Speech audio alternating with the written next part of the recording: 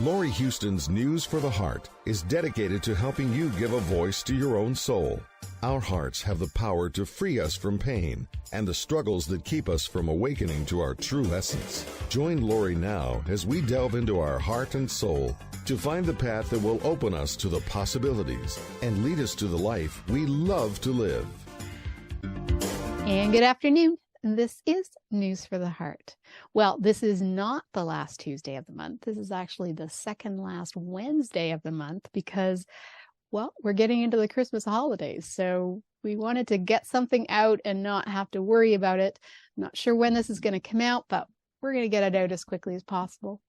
And because we usually do a show on, New Year's resolutions, or what we like to call New Year's intentions, we thought we would talk about, what it means to have intentions. And part of it is, I'm going to talk a little bit because Tom's going to get over his cough. But we'd start with, part of it is getting clear and having, going into meditation and knowing exactly what you want.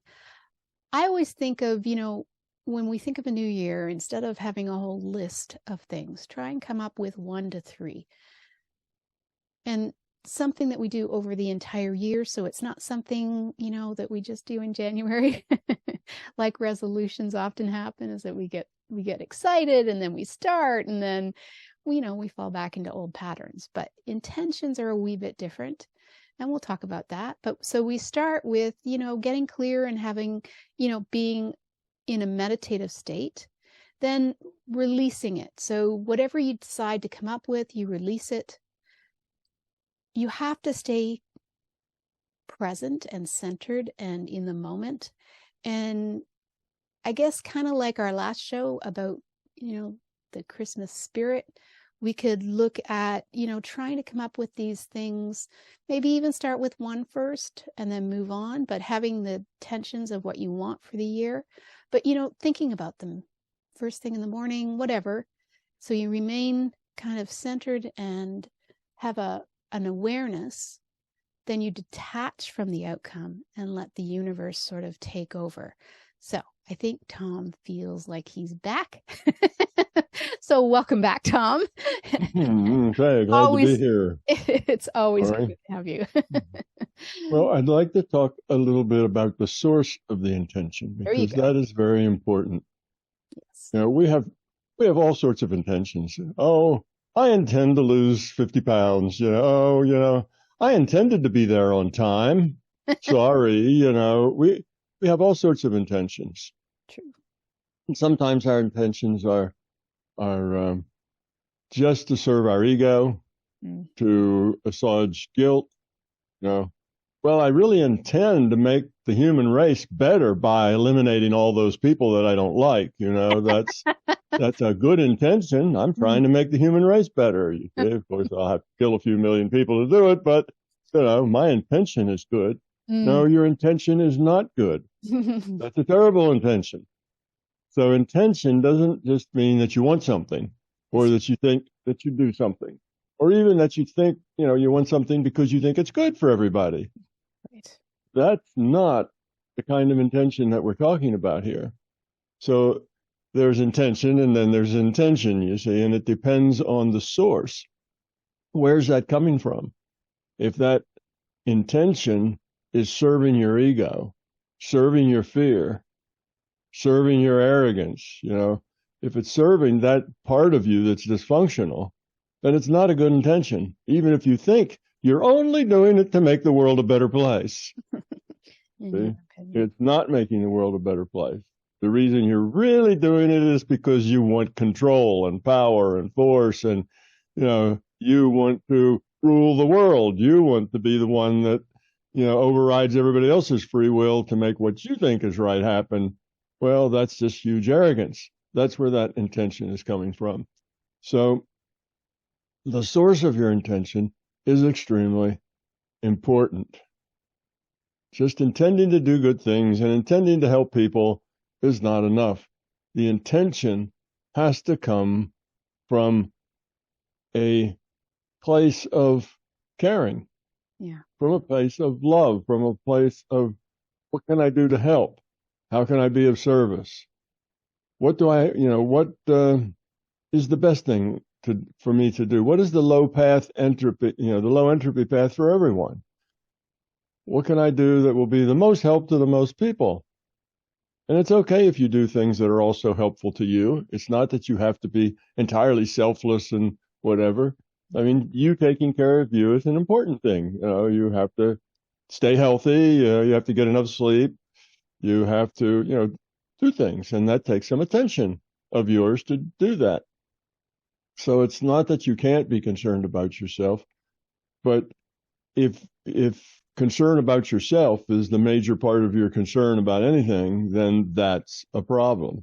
That's called self-centeredness, and self-centeredness happens because of fear. So intention is not such a simple concept.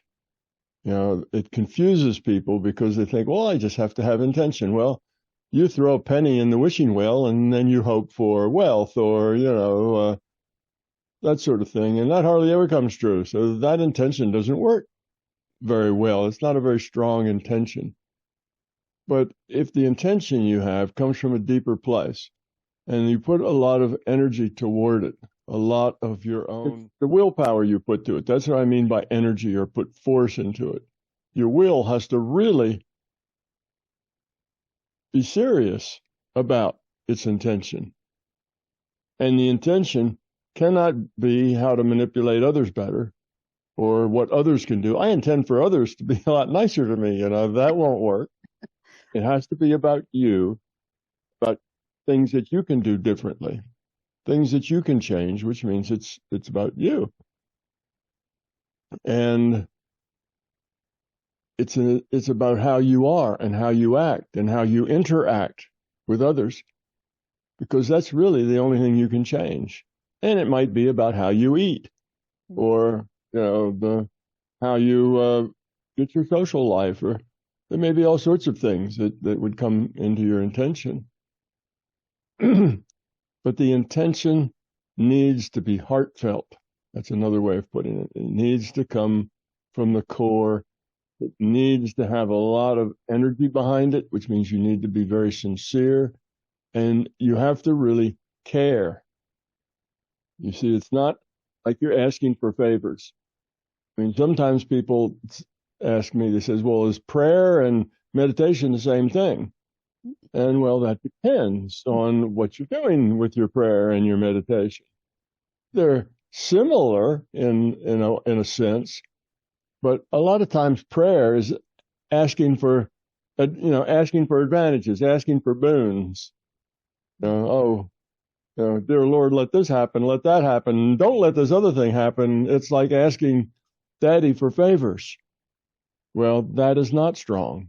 That does not generally work or, come true, because that's weak. It's coming out of the I want. It's coming out of your self-centeredness, what it is you want, out of your arrogance. So that doesn't work.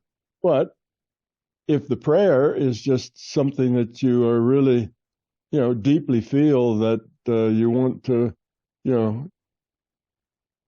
you want to give someone, some peace and quiet and love, well, then, yeah, it works as good as a meditation, or it's just a different form of meditation. And it's the same with the meditation. If you use your meditation for frivolous things, then the meditation isn't particularly useful. It depends on what you do with it. It's where does that intent come from? How serious is it? How important is it to you? Just like if you learn to use your mind to heal, if for you it's just a game to see whether or not you can do it or see how well you can do it, you won't be very good at it.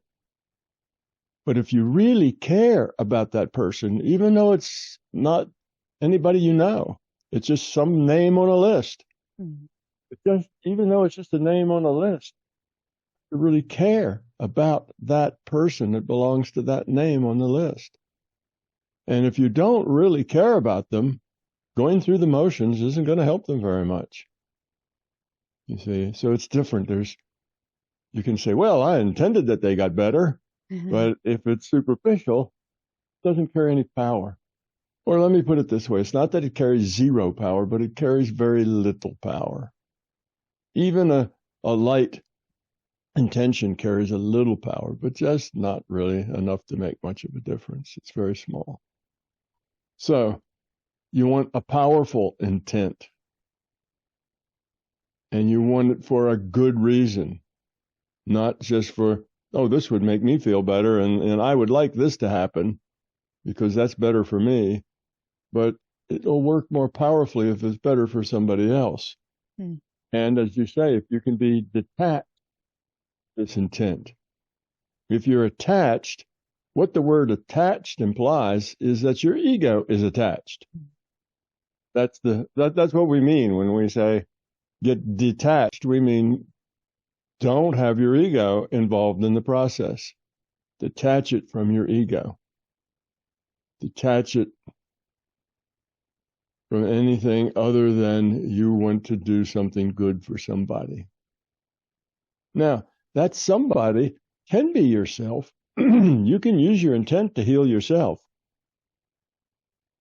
Most people don't do that very well because they can't get detached. If you can get detached to where when you look at yourself, if there's something wrong or some problem there, you just see it. And it's not like, oh no, what's that? You see, that's that's your fear, that's your ego. But you look at it just the same as you would if you looked at it in anybody else or somebody you didn't know. You can look at it dispassionately and work with it dispassionately. Now, dispassionate doesn't mean you don't care, right? We're talking about you have to care a lot. Dispassionate means you don't have any ego in it. So you see, it gets a little complicated around this idea of really what is the intention that we're talking about here. So if a lot of people say, well, I tried with an intent, but nothing happened, it didn't work. Well, your intention probably was not very powerful. And it could have been not for the right reasons. It could have been a projection out of your ego or arrogance or fear or something else. It could be something self-centered. So there's lots of reasons why it doesn't work very well. But trying to explain exactly what makes it work well is hard because these are constructs in consciousness. These are mental constructs. And to try to explain to somebody who's never experienced that mental construct what that's like, it's just really, really hard to explain it.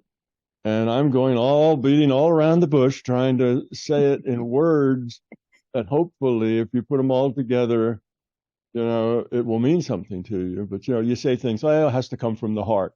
Well, what does that mean? That just means you really, really want it. It could come from the heart and be really full of ego. But that's not really what we mean. So none of my explanations are going to be perfect and tell you exactly what it is. You have to experience it. Right. Like all things of mind, if it's not in your experience, then you can't understand somebody else explaining it. It has to be part of your experience. And then when it is part of your experience, you know exactly what they're talking about. Oh, yeah, right. Yeah, that's right. And it all makes perfect sense. So to get from that place where it's not part of your experience to that place where it is takes a little bit of fumbling around, a little bit of trying, not expecting anything. Expectations are not good. That's part of your ego, is you expect something to happen or a particular thing to happen. By a certain time, and by a certain has to look like this. All of that, is not good. It'll happen. Things happen in their own way. Things manifest in just the way they choose, and the way they are, the way they do. Trying to make it happen just exactly the way you want it to is a mistake. Now you're putting energy into the wrong thing. Yeah. You're putting energy into getting what you want rather than, into actually healing the person. The person will know how to heal.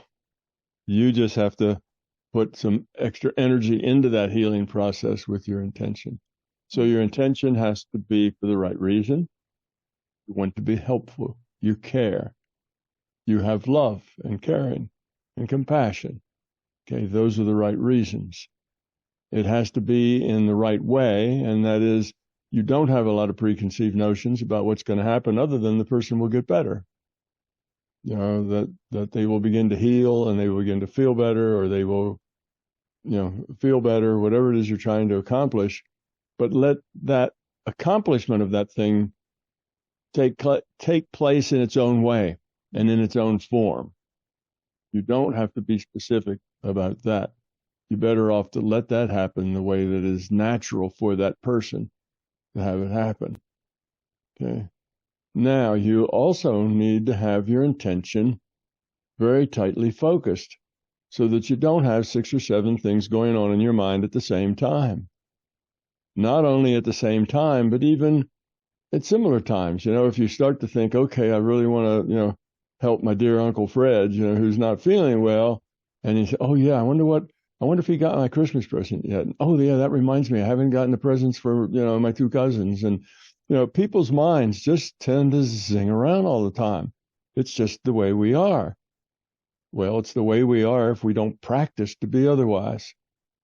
But just an average person who's never practiced to be otherwise, their mind bounces around probably, you know, 3 or 4 things a second. Mm-hmm. Even things you're not even aware of. Your mind's just bouncing from one thing to another to another. Sometimes people call that monkey mind, but that's probably not fair to monkeys. You know, it's just a mind that is not disciplined, and a normal mind is not disciplined.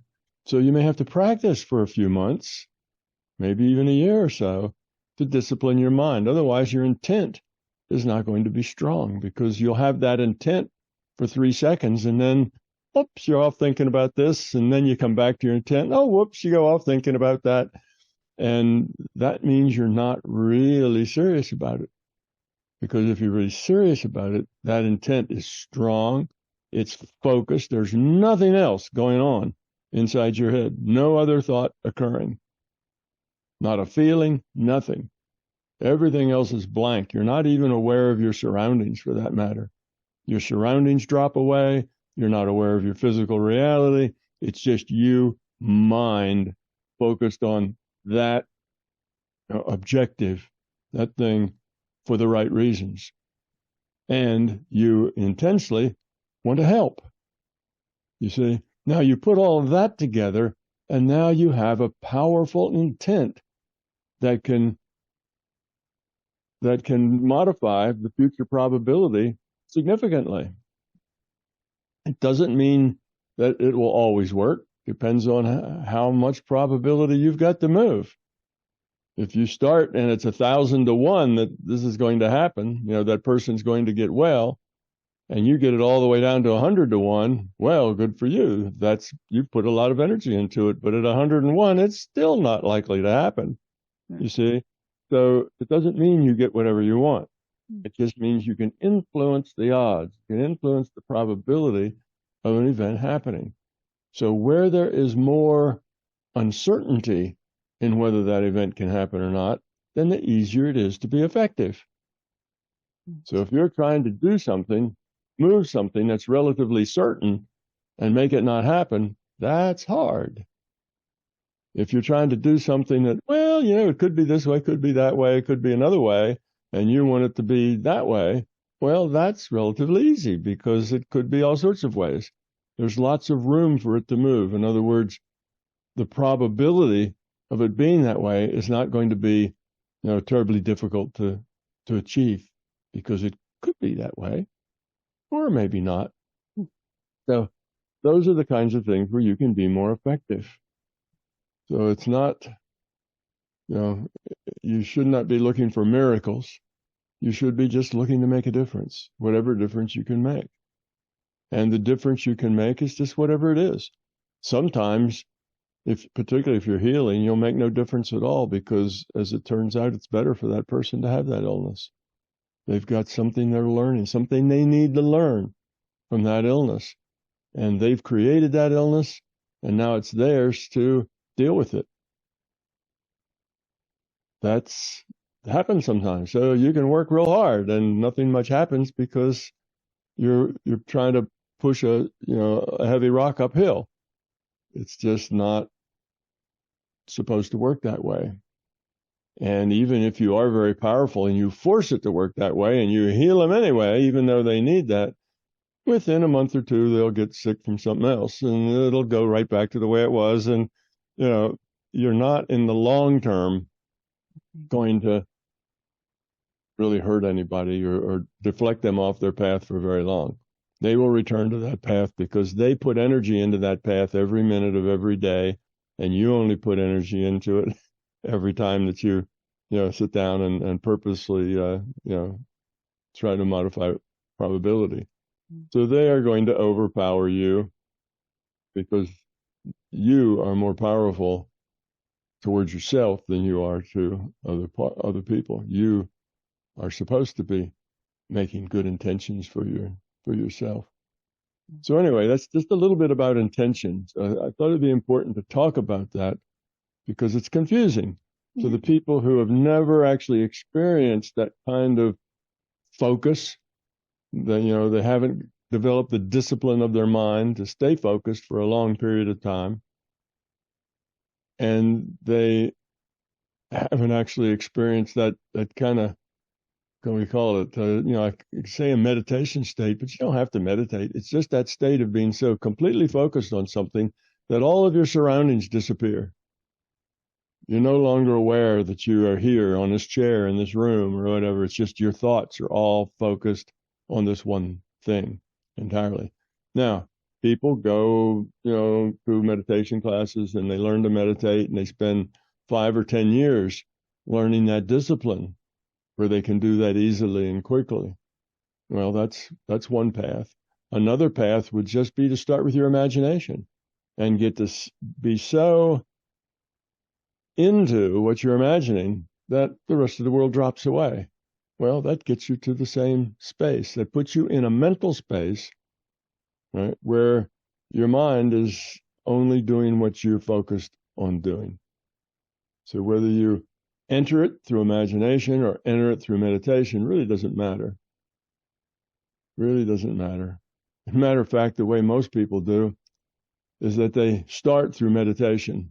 They get to the point that they can be very consistent most of the time, and their meditations get shorter and shorter and more efficient and more effective, so that instead of taking a half an hour to meditate, they can get in a good meditation state in about 10 seconds. No, they just get easier and easier. And then pretty soon they just kind of drop the meditation altogether and they just go there and do that. And that's really starting with your imagination. They don't really stop and meditate first because they can drop into a meditation state almost instantly. Right. But that's like 5 or 10 years later. It doesn't usually start that way. It takes some time and some practice to do that.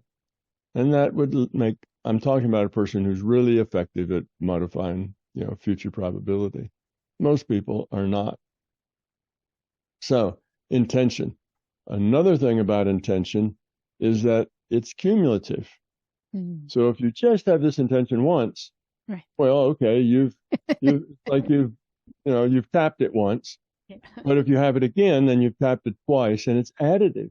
Those 2 taps are twice as effective as one. And if you do it 100 times, let's say 5 or 6 times a day for a couple of weeks, right? That's 5 or 6 times 7, okay? So you're doing it 30, 35 times, something like that, over a couple of weeks. Now you'll probably be much, much more effective in getting a result. As you get better, you can have the same result sooner, more quickly, because you learn to put more power to it. But in the beginning, if you're going to make a resolution or if you're going to use your intent for something, don't just say, well, I tried it once and it didn't work. You have to have that intent and have it, even if you only take 10 or 20 seconds out. The time it takes you to get up, walk to the bathroom, and walk back. Just in the time walking, you can put intention on that thing happening. You can get down deep inside yourself and feel what it is that you intend to do. Put some energy in it. It only takes seconds. You can do that 5, 6 times a day if it only takes, you 20, 30 seconds. It doesn't take up a lot of your time. but you do it. You keep that in your mind. In other words, what you're intending stays in the back of your mind almost all the time. People who are real good at that, they have this stack of intentions back in their mind that basically are there constantly. They're pouring energy into them all the time. So it's cumulative. That means if you and 10 other people get together and all do this, and it doesn't have to be at the same time, just all do this, then you'll be approximately 10 times more strength in what you do because you have 10 people doing it. It's additive. And if you have 10 people doing it 6 or 7 times a day, well, now you're really putting some energy out there into that. And if they're all doing it from the heart, if they're all doing it for good reasons, if they're all really positive, you can do some pretty large miracles with that kind of power. It's done all the time. You know, Donna of MBT, she runs a healing circle. And a lot of people get together, like 70, 80, 90. Sometimes she's had over 100 people. And you get 100 people put their minds together, even if 2/3 of them aren't all that strong individually, you got a pretty powerful intent going there. And it's done some pretty amazing things. Mm-hmm. It has some pretty amazing stories that go with their successes. So that's what it is about intent. It has to be sincere. It needs to be focused. Your mind needs to be disciplined. It needs to be for the right reasons. And you have to do it often enough to be effective. So if what you want to do is lose weight or quit smoking or be a nicer person or stop being so negative or, something like that, well, think about it. Many times a day. Think, watch what you're saying and the feelings that you have. If your feelings go negative, notice it. Right. See, to be aware of it, change it. Not act over it. We're not trying to be better actors here. We say that a lot. It's not like, smile even though you're angry. Mm-hmm. That's not helpful. That just suppresses it. And when you suppress it, it comes out later, even in a bigger, you got a bigger thing to deal with later on because you've been suppressing it all this time until one day that's too much and it explodes and now it's a worse thing. So don't suppress it. You have to get rid of that negativity. I think that was one thing I forgot when I was going over this because it was somebody else's list. But I think the biggest thing with intentions is the more you focus on them. And then, as you say, looking at your feelings, I think your fears start to come up. And glossing over your fears is not going to help, but actually looking and addressing your fears and seeing where you can, shift that. That's probably the most important piece because Exactly. That's what intentions are going to do is that you're going to have these intentions, but if you didn't have fear, then you'd already have the things that you're wanting, or you'd already be the kinder, caring person, or you'd already stop smoking, or so there's the fears that are attached to all of our intentions that's the piece we have to get to. Yes, it is. And that piece is is often rooted in your childhood someplace. Just like quitting smoking.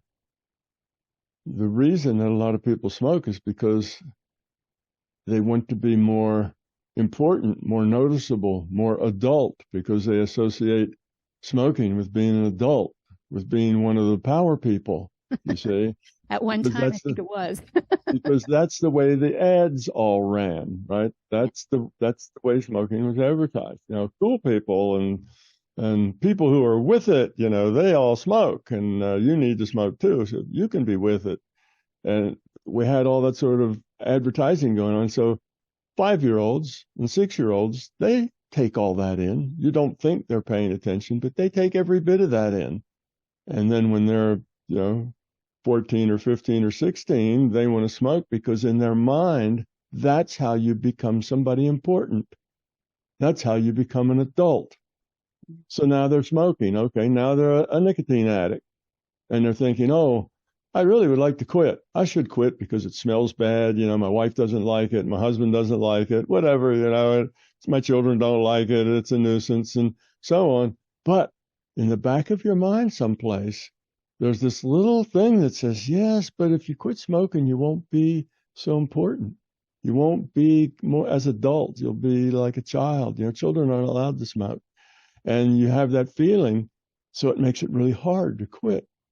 And you think, well, shoot, that was just some 5-year-old being overcome by an advertisement. And you never think that that's the problem. But in many cases, that is the problem. It's that 5-year-old's attitude that if they don't smoke, they'll be lesser somehow because they smoke to become more. And you want to become more because you're kind of insecure and not satisfied with who you are. So you see, it builds on an insecurity. And then, that's the fear at the root of it. It builds on the insecurity. And then it makes it very difficult to quit because now intellectually you'd say, well, that's ridiculous. Quitting smoking would actually be better. People would like me better. I'd smell better. You can have all those things, but that's in the intellect. Down in the you, down at your core, says, yeah, but I wouldn't be as important. I wouldn't be as significant. And though that is completely irrational, at the core of you, things don't have to be rational. Now, rationality isn't a thing at the core of you.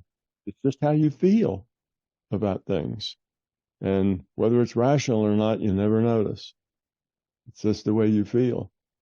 So, when you have these intentions, you also have to deal with your fears. Just exactly what you were saying. That's the important thing.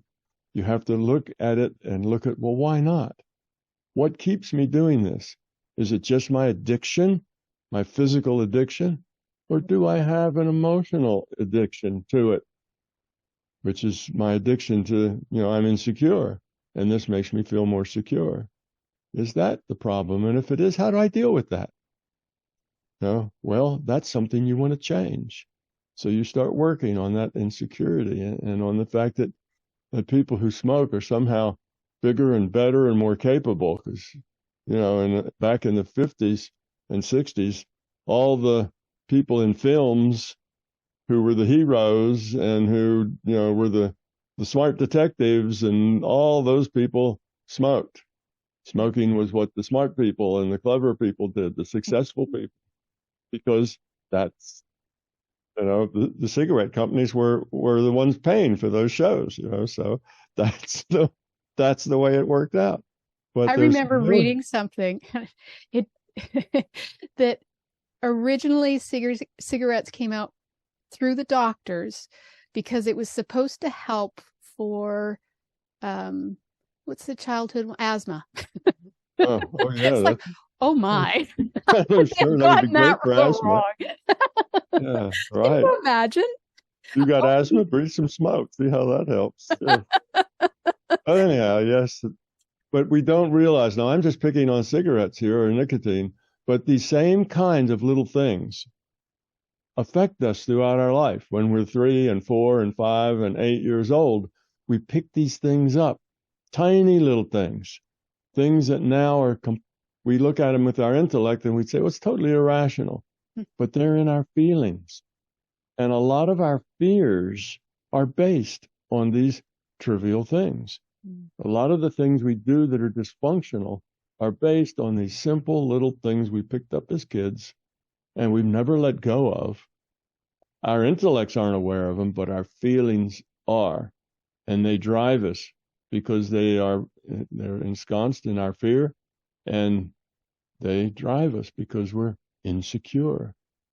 And we associate a lot of things with that insecurity that really have nothing to do with the insecurity.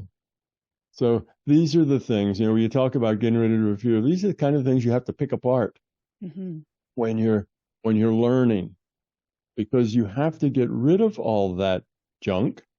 Otherwise, your thoughts, your intents will never be very strong and focused and powerful, because it's all that junk that keeps them from being focused, and powerful. It's all that junk that has your mind flitting around from this thought to that thought to this feeling. And, it's that stuff. So, see, the whole thing ties together. In order to be good at this, with using your intent to modify future probability, you have to get rid of your fear. That's why it is people who are very negative and fearful can't really be very effective in doing this. So it's all part of the same thing. The fear is the problem. The getting over the fear has to be a lifetime project. You can't set it up and say, well, in the next 6 months, I'm gonna change myself. Well, that's possible. It's not very likely, but it's possible. But you have to take the long view. I've got all the rest of my life to work on this, and I should start now. That's the right attitude to have. I should start right now. And let's start right now with changing some of my behavior that I know is negative. I complain. I like complaining. I complain all the time. When my friends and I get together, we complain about our bosses. We complain about our work. We complain about our spouses. We complain about our children and what they're not doing right. And, we tend to complain a lot. Well, that's negative. You got to let that go. Say positive things. Find positive things to say, and it'll make you a lot happier. So just a simple thing like that. Just look at yourself and say, when's the last time I felt something negative? And for most people, that'll be probably less than, a half an hour ago. That will be, just a few minutes ago, it won't be very long. And by negative, I don't mean, angry, that could be one of them, but just annoyed, upset, didn't like the way things were going on. So just annoys you, kind of rubs you the wrong direction, just something that's negative. So it doesn't have to be a big major explosion or anything. It just means that you don't like the way things are. That's negative. Positive is you're fine with the way things are. You don't have to love the way things are, but you're okay with the way things are. They don't bother you. They don't irritate you. You're not stressed over this or that. And this idea that you wouldn't have any stresses at all if it weren't for other people. Other people give me stresses. My kids, my spouse, my boss, my coworkers. Everybody gives me stress. Well, that's not the case. They don't give you stress. You have stress around your interactions with those people, but the stress comes from you, not from them. And then you just trace each one of those stresses. Where do they come from? Why do you feel that way? And just learn, just the way we said, to overcome it. Have an intention. Keep that intent going all day long, multiple times a day, for multiple days and multiple weeks. And you know what? It'll go away. You'll beat it. Just because you have that intention to beat it will make it go away. So it just takes resolve, I guess, to do it. So I think that's about as good a prescription of how to get rid of fears, how to be effective in using your intent to modify future probability, how to have an intention, like a New Year intention that actually does something. You can't just make a wish, whether you throw a penny or a dime in the wishing well or not. Wishes don't work. Prayers that are all about you and what you want. You're asking benefits. You're asking for boons, I guess is the right word. Boons, benefits from somebody else to fix something for you. That doesn't work. You've got to fix it yourself. And mainly always what you have to fix is you, which is convenient because there you are, you can't fix anyone else. So it's a good thing that everything you have to fix is you. So that's the thing about intent. Intent is not just wishing or wanting or having a preference. And it's not just something that you do once. It's something you have to be it. You have to, live with it. You have to be the intention. You have to keep it in your mind. You have to actually really want to do it. And it has to not be about behavior. It has to be about you, who you are, not just behaving better. If all you're trying to do is change your behavior, well, there's lots of ways to do that. You can change behavior of somebody just with rewards and punishments as a behavior changer. But that's not what we're trying to do. Changing behavior is civilizing, but it doesn't help you grow up any. You're still carrying all the same miserable stuff around with you. You just behave better. Well, that's nice, but it's not where you want to go. Or you got your willpower to do it, and it didn't change from the inside. It just changed. You just got your willpower to do. A lot of people, rely on their willpower to help them, but there's too many things that, willpower is, you need it, but you have to be with it. You have to be one with it. You have to be, very Zen. But it can't just be willpower, because willpower will only take you so far. That's usually what happens, is that, we get, really strong willpower at the beginning of the year to do this and this and this. And then, less. Well, then 2 days later, it's just a little tiny bit of willpower. And a week later, there's no willpower in it at all. Yeah. It's not consistent, doesn't last long enough, doesn't actually come from the heart, often comes from the intellect. I should quit smoking. I should, not be so negative. And if you're trying to change your behavior, again, it probably won't be successful. But even if it is, it really is not going to help you be any happier. There was a terrible book out there, and I'm not going to say too much about it because she was very popular, but one of the things, it was a weight loss. It was actually about stopping sugar, which is a good thing. But she actually said to tape your mouth while you're cooking so that you don't taste that you should have it. It's like, oh my, you can't possibly think that's a good thing. Can you imagine? Well, that would work, I guess, if you kept it taped forever. No, that would be willpower. Taping your mouth is behavior modification, right? Yeah. It will change your behavior because you no longer can put anything in your mouth. So it's that falls into behavior modification, but it doesn't help you grow up or change anything. Yeah. It's a kind of an empty gesture. But if the whole reason you're overweight is because you sample while you cook. Yeah, right. Okay, get it. Go get the what is it, duct tape, right? Change your habit. If it's just a habit, then I suspect some duct tape would help you change your habit pretty quickly. That would be so uncomfortable, particularly tearing it off again at the end. Yes. That would be a real stick. Talk about carrots and sticks. I guess if you did it overnight, you'd stop snoring. Well, they have devices for that. They do have devices for that. Maybe a little less less painful. They have ways, force people to breathe through their nose rather than through their mouth, and then they don't snore so much. Yeah, some things we think of. But yeah, behavior modification. But if it doesn't come from the heart, if it doesn't, and I don't know how that could possibly come from the heart, because it sounds like it's completely fear-based. So, but yeah. Well, things that are fear-based, don't last. Or if it's like the whack-a-mole, as soon as you knock one down, something else pops up. That fear is going to manifest itself some way. Yeah. It's there.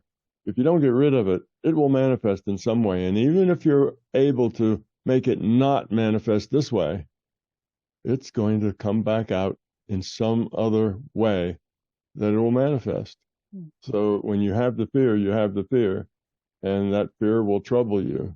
Maybe it doesn't show as much, but it's going to be just as damaging to you and to, your life as it was in the other form. Fears, just by shoving them under the rug and so they don't show, is not is not going to help you grow up. It'll just drive you crazy. Mhm. And by the end, by the end of your being able to stuff it under the rug, you will be resentful. Yeah.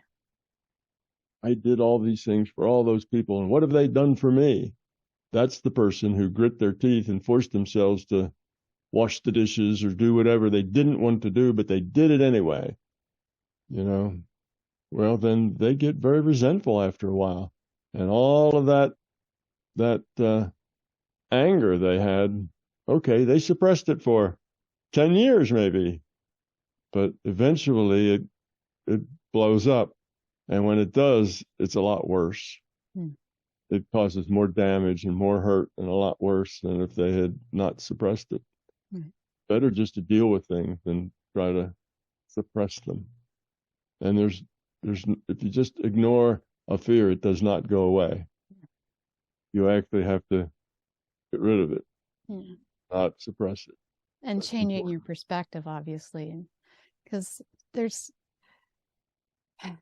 we can find meditation or heart-centeredness in anything we do. We could do the dishes from a loving, kind place because it's who we are. But you're right, if we start to resent it or we were doing it for all the wrong reasons, then then that makes it an obligation that people don't, that start resentment. Yeah. Yeah, that is a problem. That's even worse. And that's often you will see elderly people and maybe mostly women because they live longer than men. The old people you see walking around tend to mostly be females because the old people have already died. They tend to die 2 or 3, 4 or 5 years younger than females. But in any case, you see people who are older and they just have a real sour expression. And when you talk to them, all they want to tell you about is everything that hurts and all the things that's wrong with their life. And, it's all about their pain. And you can just see that's what it's like. You're not very happy if you live that way. It's just a change of perspective. I mean, it sounds hard. Oh, reach down inside of you and grab your fears and rip them out. Oh, that's such a hard thing to do. But all you do is just change your perspective. Here's a simple example. I always tell people that the way life works is that stuff happens and you get to deal with it. And it doesn't really matter so much what the stuff is that happens. What matters is how you deal with it. That's what's important. You deal with it with love, with caring, with the low entropy solutions is how you deal with it. So if you just change that perspective from what matters is what happens, and then I'll deal with it, however I have to. But what matters is what happens. Now, if what matters is what happens, now every time a change comes along in your life, you've got fear. Because how am I going to manipulate this change to come out the way I want it?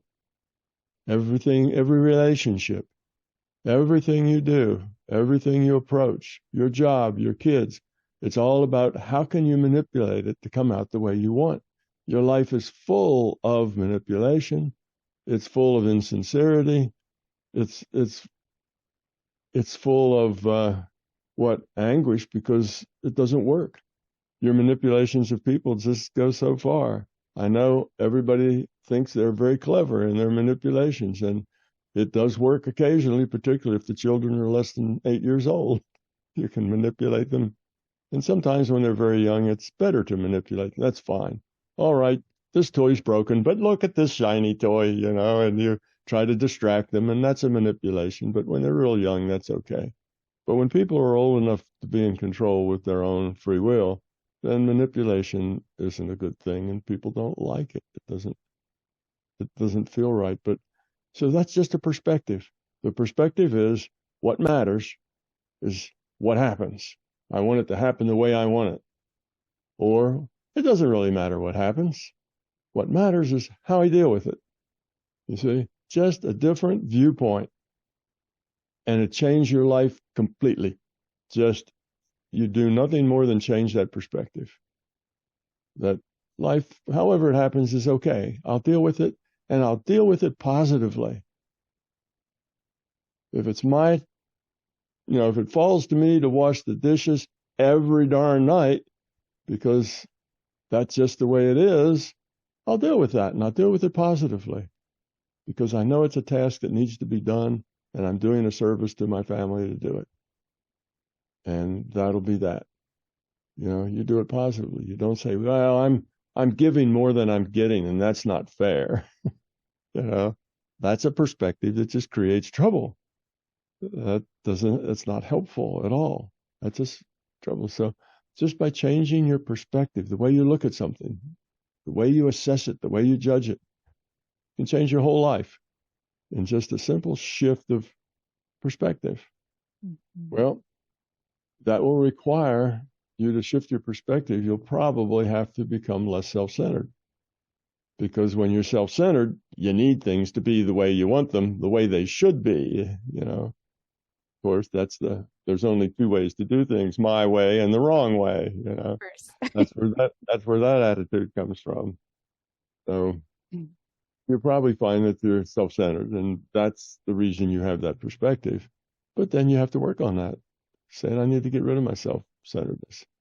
I need to not lead everything by assessing how that will affect me, and how can I arrange it such that it affects me the way I want. Mm-hmm. Instead of seeing life that way, you need to assess it as, how can I help? How can I be part of the solution? And when you do that, you'll help everybody around you. Well, you'll help them grow up too. You'll help them grow up too. Because if you fuss about doing those dishes every night because it's just not fair, then nobody is going to ever bring it up, because you'll blast off if anybody even brings it up. But if you just do the dishes, now there's a probability, it's just gone up, that somebody in your family will think, Mom does the dishes every night. Maybe I should help. Maybe I should do them tonight. Give her a break. So you help other people grow and make better decisions by you making better decisions. Now, that may take a year before somebody comes to that conclusion, but that's okay. You got all the time in the world. You're helping people grow up by being grown up yourself. So if you want to help others grow up, grow yourself up first. And you be grown, because that gives them an environment to grow up, a better environment for them to grow up in. They're more likely to realize things when they see somebody who's doing things for the right reasons. So it all works. Mm-hmm. It all works together. And the key thing in all of this is intention. It's all about intention. I intend to grow up. I intend to not be so self-centered. I intend to keep my intention in my mind strong, every day for the next, multiple times a day, every day for the next 6 months until I succeed. That's intention. And if your intention is this year or for next year to grow up, just know that might take a little bit longer. If you get upset because you haven't grown up yet, just and it's not working. Well, yeah, it's probably, It's again, I guess the other thing that's really important, another just a perspective, is that look for the long term. Yeah. We're in it for the long term, not for the short term. We're in it for the lifetime. Yeah. You've got an entire lifetime to grow up. That's your job. That's why you're here. And you start whenever you start, and you get as much done as you can get done. And then you get another lifetime to go on from there. Yeah. So you have to look at it in the long view and not expect to change yourself in a week. Now, sometimes people do change in a week, but that's only because they're ready to change. They've gotten themselves really, really close to seeing that bigger picture, really, really understanding it. They're right on the edge of it, and then something pushes them over the edge, and bingo, within a week, they go from self-centered or not self-centered. That happens, but only because they've done all the work over the last decade previously to get to that point that they're ready. So it's if you hear about people who suddenly, they were bums and alcoholics and didn't do anything, and now they're they're brilliant prophets and philosophers. Well, it doesn't just happen like that. It's because they've been working on the concepts and on the attitudes for a long, long time, and maybe over many lifetimes, and it finally just hit. The last straw just fell into place, and then everything clicked, and they got it. So sometimes you get that aha moment, and things get clear, but mostly it's just a long, slow bunch of tiny little increments, a little bit of progress here, and there's a little bit more progress, and you don't even notice it until you look back. And you look back and say, who was I 5 years ago? What was I like? Where was I 5 years ago? And what was I doing? And then you see the difference. And it's like, oh my goodness, how much I have changed. But you don't notice it in the process because it's just thousands of tiny little choices that you make every day. Every little choice that you make. And you make thousands of them in a day. The way you react, the way you respond, the face you put on, whether it's a smile or a frown. These are all little choices that you make, whether you do a task, with positivity, or whether you do it, because you feel like you have to and you're forced and you grumble. Just those little choices add up to make a huge difference over time. So nothing drastic really has to change. It's just a slow process of when you have that will to change, that intention to change, then you will change, but it may be slow, but you will change. That's all it takes, is that intention. Intention is the motive force within consciousness. That's what makes things change and move in consciousness, is intention. So that's a good subject to talk about. When you talk about intention, you talk about everything. That's like at the root of everything we do, is that intention. All right. Well, that was a great show. And I think we all have a little bit more to go for with our next year. Intention. All right. Well, I hope people got a little better perspective of that word, because it is a confusing word. It is. Particularly for people who've not been on this path very long and are just starting out. And you just have to kind of struggle with it a bit until you begin to get it. Yeah. All right. You've been listening to News of the Heart. We've been getting the heart of what matters with Tom Campbell and intention. All right. So, we'll be back next year. Yeah, next year. So thank you, Laurie. I appreciate you talking to me every month. And I love having you, and everybody else loves listening to us. So we're good. Good. All right. We'll be back next year. Nah, I like saying that. Okay. Next year. January, the last Tuesday in January. There you go. All right. It's a date. It's a date.